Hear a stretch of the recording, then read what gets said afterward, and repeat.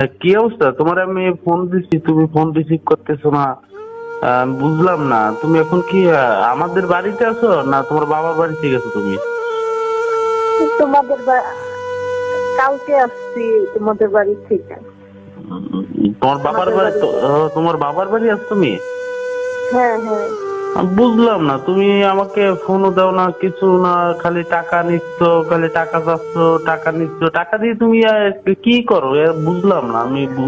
তুমি তোমার বাবার বাড়ি এখন গেছো, আমার মা ওদিকে অসুস্থ। তুমি আমার মাকে ফেলে তুমি তোমার বাবার বাড়িতে উঠে রইছো। আমি বুঝলাম না কি ব্যাপারটা, কি আমার যে বুঝোই বলো তো তুমি।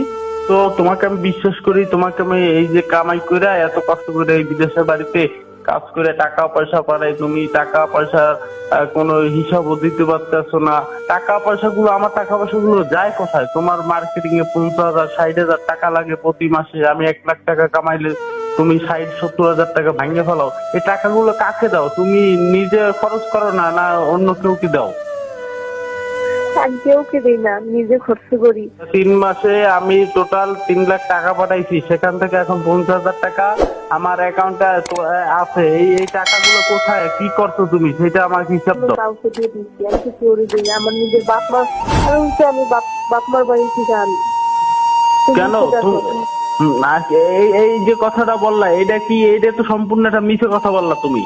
তুমি তোমাকে আমি ফোন দিলে তুমি ফোন রিসিভ করো না, আবার ওয়েটিং আছে। তুমি সেটা বলো যে গতকাল রাত্রে 1টার সময় তুমি কার সাথে কথা বলছো? আরে আমি বাড়িতে কথা বলছি।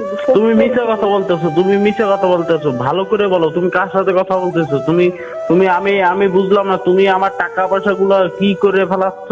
আমি তো বাইরে, বিদেশের বাইরে আছি, আমি তো দেখিও না যে তুমি কি করো দিবসিয়া। আমি বুঝলাম না, তুমি গতকালকে রাতে কার সাথে কথা বলছো সেটা বলো। তুমি আমার অসুস্থ, তুমি আমার অসুস্থ মাকে শোনো। ওর সাথে কথা বলছি। কে? আর কেউ সাথে কথা বলছি। কে? ওই তো আমার ক্লাসমেট মারিয়া। মারিয়া ফোন দিছিল, তারপর ওর সাথে কথা বলছিলাম। এইটা একটা মিথ্যে কথা বললা তুমি। তুমি আমার আম্মু, আমার শোনো শোনো শোনো, তুমি আমার আম্মু, তুমি আমার আম্মু, আমি চেক করবো কেমনে? তুমি তুমি রয়েছো বাংলাদেশ আর আমি রয়েছি, আমি এখান থেকে তোমার ওখান থেকে চেক দেবো কেমনে?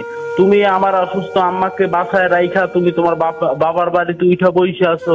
আমি বুঝলাম না, আমার মা যতদিকে আমার আমার তো ওখানে আমার মাই আছে, অসুস্থ আম্মুকে তুমি রাইখা তুমি তোমার বাবার বাড়িতে উঠে রইছো।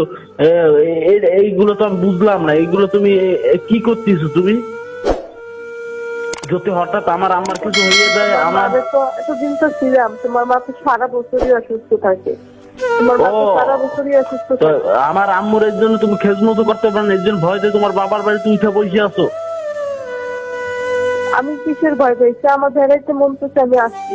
এই বিদেশের বাড়িতে আমি মাথার ঘাম পায়ে ফেলাইয়া টাকাগুলো কষ্ট করে কামাই করে বাড়িতে পাঠাই, আর তুমি ওই টাকাগুলো নিয়ে উড়াই টুড়াই কি করো? তুমি এই টাকার হিসাব দাও। আমি কোনো ছেলে মেয়ে ঘুরি না, কাম কুকাম করি।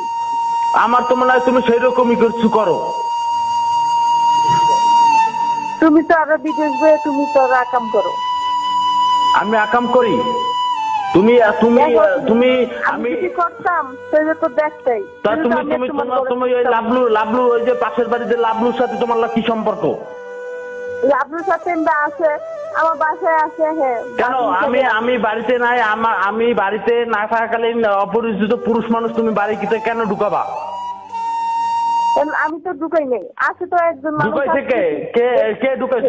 তুমি ছাড়া ওই বাড়িতে আছে কে? তুমি, আমার আম্মু স্যার, আমার বোন তো পরের বাড়িতে থাকে, বছরের ভিতরে একবার আসে, আইসা আম্মুরে দেখে যায়। আমি বাড়িতে না, বাড়িতে থাকো তুমি আর আমার আম্মু।